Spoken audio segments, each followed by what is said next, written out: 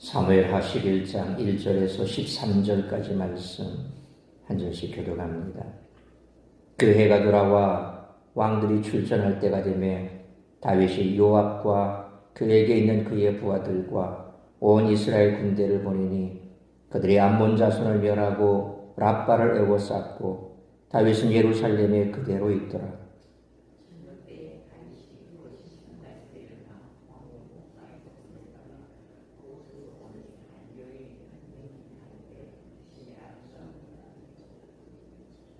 다윗이 사람을 보내 그 여인을 알아보게 하였더니 그가 아뢰되 그는 엘리암의 딸이요 햇사람 우리아의 아내 밧세바가 아니니까 하니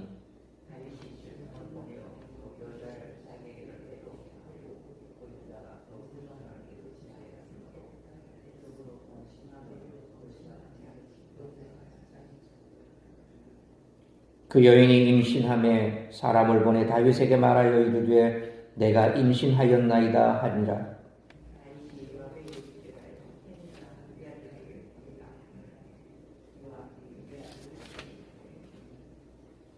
우리아가 다윗에게 이르매 다윗이 요압의 안부와 군사의 안부와 싸움이 어떠했는지를 묻고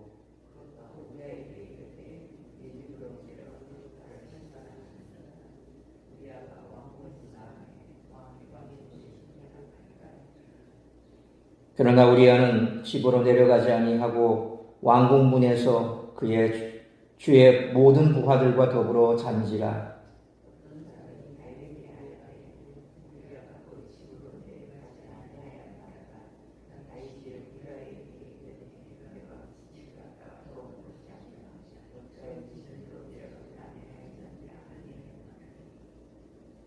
우리아가 다윗에게 아뢰되 언약궤와 이스라엘과 유다가 야영 중에 있고 내 주 요압과 내 왕의 부하들이 바깥들에 진치고 있거늘 내가 어찌 내 집으로 가서 먹고 마시고 내 처와 같이 자리이까? 내가 이를 행하지 아니하기로 왕의 살아계심과 왕의 혼의 살아계심을 두고 맹세하나이다 하니라.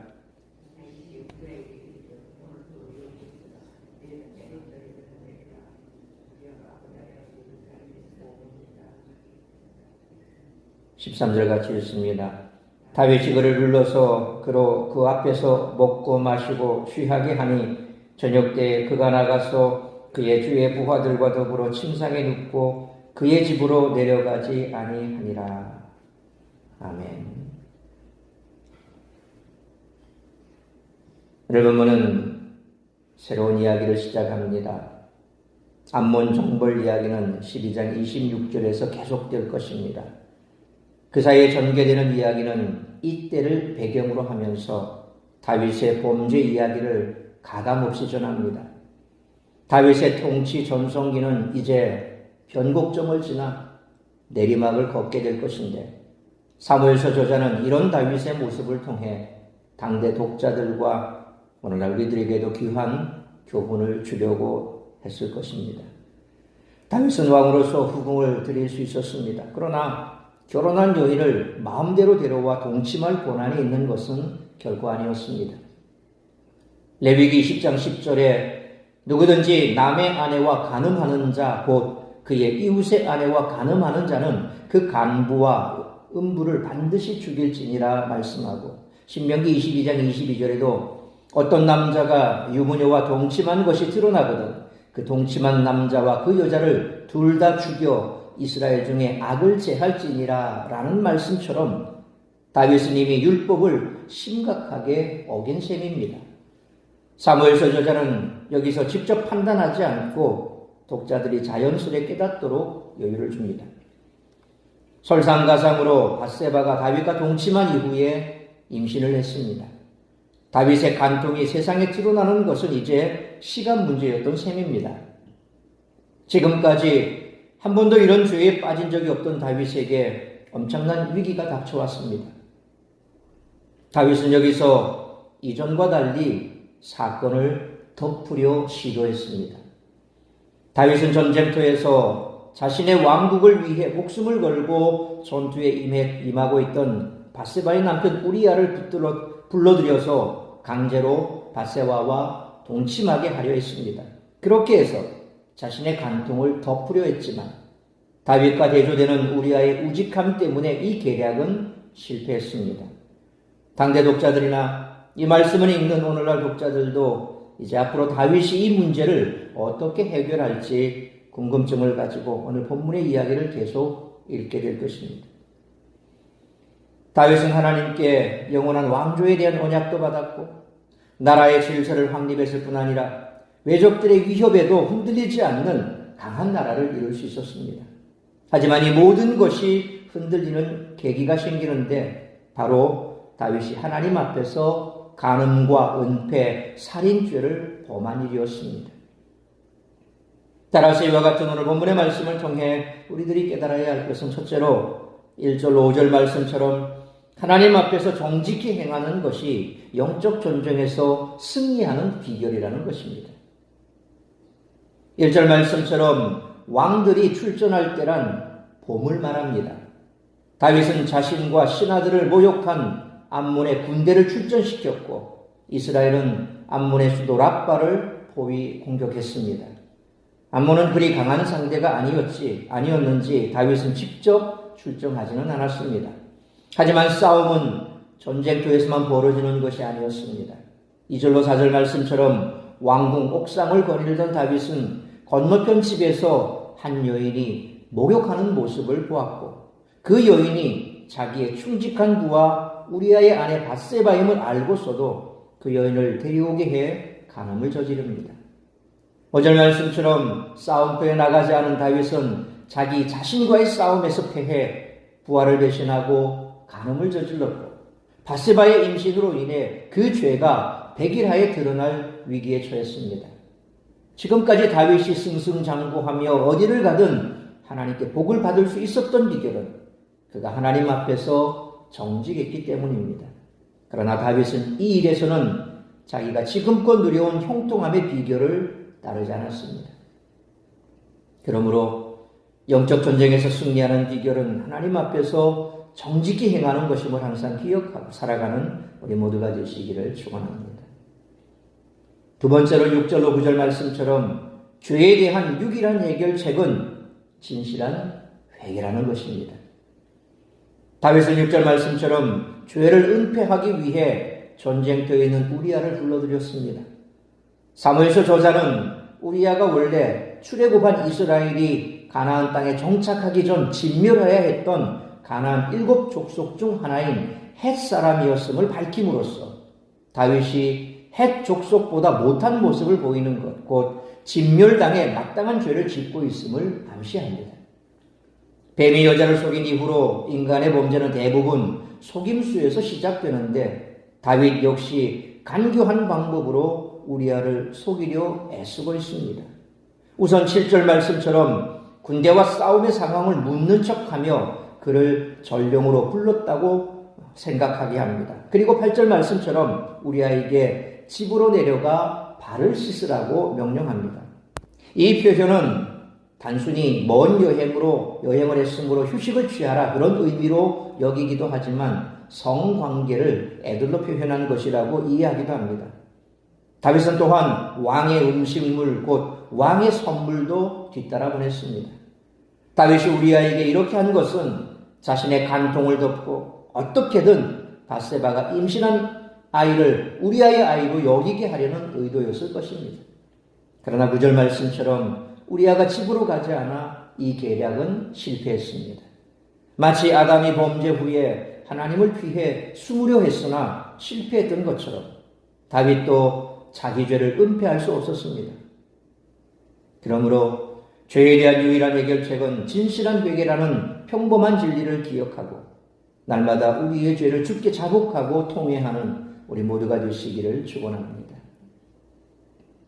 세 번째로 10절로 13절 말씀처럼 인간의 얄팍한 꾀로 죄를 은폐하려 하면 안 된다는 것입니다. 8절로 10절 말씀처럼 사무엘서는 의도적으로 다윗과 우리아를 비교합니다. 우리아는 집으로 내려가지 않았는데 여기서 내려가다라는 히브리어가 야라드입니다. 이 단어가 물론 8절에서도 쓰였고 그리고 9절, 10절, 13절 이렇게 4번이나 반복이 됩니다. 마치 다윗이 제시한 내려감, 그 타락의 길을 우리아가 거부하는 것처럼 보입니다. 우리아는 11절 말씀처럼 언약궤와 군사들이 전쟁터에 야영하고 있다고 말하는데, 이는 다윗이 자기는 왕궁에 있는데 언약궤는 천막에 있다고 불편하게 여겼던 모습을 떠올리게 합니다. 여기서 지금까지 밝히지 않았던 사실이 전해지는데, 언약궤와 군사들이 전쟁터에서 야영하고 있다라는 말에서 알 수 있듯이 암몬 전투에 언약궤를 들고 갔다는 것입니다. 이는 다윗이 언약궤를 예루살렘으로 이송해 영원히 안치할 성전을 지으려 했던 이야기와 대조를 이룰 뿐만 아니라 사무엘상 4장에서 보았듯이 엘리 시대에 블레셋과의 전투에서 언약궤를 가져갔다가 블레셋에게 빼앗겼던, 영적으로 어두웠던 이스라엘의 역사를 겹쳐서 떠올리게 하지요. 무슨 말입니까? 결국 다윗도 영적으로 지금 완전히 암흑기에 접어들었다라고 하는 것을 암시적으로 보여줍니다.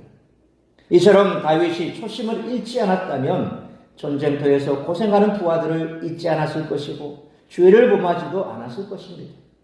그러나 다윗은 11절과 같은 우리아의 말을 듣고도 회개하지 않았고 12절로 13절 말씀처럼 우리아에게 술을 마시게 해 취하게 하지만 그 역시 자기 집으로 가지 않았습니다. 그러므로 하나님은 당신의 백성의 죄를 집요하게 추궁하심으로 인간의 얄팍한 꾀로 죄를 은폐하려는 어리석은 생각을 버리고 성령께서 범죄한 것을 깨닫게 하실 때 즉시 돌이켜 회개하는 우리 모두가 되시기를 축원합니다. 사랑하는 성도 여러분, 하나님은 다윗에게 그야말로 모든 것을 허락해 주셨지만 다윗은 초심을 잃어버리고 더러운 죄를 저지르고 말았습니다. 그러므로 모든 것이 평안하고 문제가 없어 보일 때일수록 하나님 앞에서 더욱 신실함을 지키며 우리의 정체성과 사명을 잊지 말고 하나님께 더 가까이 나아가는 우리 모두가 되시기를 주님의 이름으로 축원합니다. 기도하겠습니다. 걸어가신 아버지 하나님, 은혜와 사랑을 감사합니다. 오늘도 이 새벽을 깨워 말씀으로 예배로 하루를 시작하게 하시니 감사합니다. 오늘 주신 말씀처럼 우리가 이 땅을 살아가면서 하나님께 온갖 은혜를 받고 살아갑니다. 하늘에 신령한 것을 이 땅에 기름진 것으로 일마다 때마다 돕는 은혜를 통하여 우리의 모든 필요를 채워주시는 그 하나님의 은혜를 날마다 누리면서 살아가지만 때로 우리는 그 속에서도 우리의 욕심을 쫓아 하나님 앞에 범죄할 때가 있습니다. 마치 다윗처럼 모든 것을 하나님께서 허락하시고 또한 형통의 길로 인도하셨지만 한순간 그가 정욕의 눈이 멀어 이처럼 하지 말아야 할 흉악한 죄를 저지르고 말았던 모습을 봅니다. 우리가 영적 전쟁의 현장 속에서 실패하고 그들 세상 속에서 우리가 죄악 가운데 빠질 수밖에 없는 기본적인 이유는 바로 이처럼 우리가 세상 속에서 하나님의 은혜를 잊어버리고 또한 평안하고 모든 것이 잘 될 때 그것이 하나님께서 내게 주신 은혜라는 사실을 잊을 때라는 사실입니다. 늘 평안하고 또 우리의 삶이 하나님의 은혜 가운데 있을 때 더욱더 주의 십자가로 가까이 나아가는 우리 모두가 되게 하여 주옵소서. 뿐만 아니라 성령께서 우리의 죄악을 밝히 깨닫게 하셨을 때 얄팍한 인간의 상술로 또 우리의 이와 같은 어리석은 지혜로 그 죄악을 덮으려 하는 것이 아니라 하나님 앞에 자복하고 통회하고 돌이켜 회개하는 길이 우리가 살아가는 길이라는 사실을 다시 한번 잊지 않기를 원합니다. 우리는 연약하고 부족하고 또 죄악된 몸이라 늘 세상의 사탄의 유혹에 빠질 때가 있습니다. 유혹에 빠지고 넘어지고 죄악 가운데 있을 때 덮고 없애려 할 것이 아니라 오히려 드러내고 하나님 앞에 자복하고 통회하는 길이 우리가 살 수 있는 길이며 다시금 하나님의 은혜 가운데 나아갈 수 있는 길이라는 사실을 잊지 말고 혹여 우리 가운데 있는 여전히 깨닫지 못하고 또 세상 속에서 하나님의 말씀으로 멀어져 있다면 다시금 돌이켜 회개하고 주의 십자가 앞으로 나아가는 우리 모든 삶이 되게 하여 주옵소서.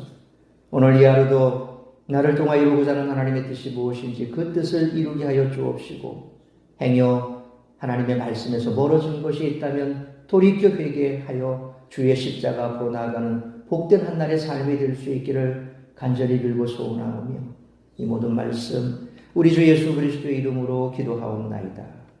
아멘.